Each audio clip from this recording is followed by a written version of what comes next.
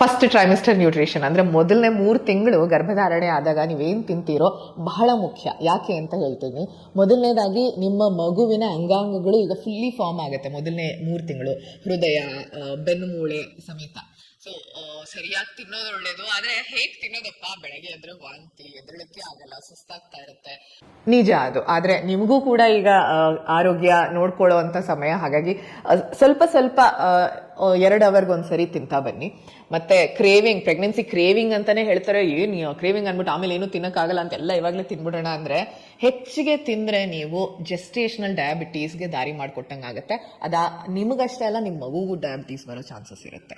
ಮತ್ತೆ ಈ belly pouch, ಈ ಹೊಟ್ಟೆ ಇವಾಗಲೇ ನೋಡ್ಬಿಡಿ. ಯಾಕಂದ್ರೆ ಇದನ್ನ ನೋಡಿದ್ರೆ ನೀವು ಇವಾಗಿಂದಾನೇ ಕರೆಕ್ಟಾಗಿ ತಿನ್ನಕ್ಕೆ ಶುರು ಮಾಡ್ತೀರಾ.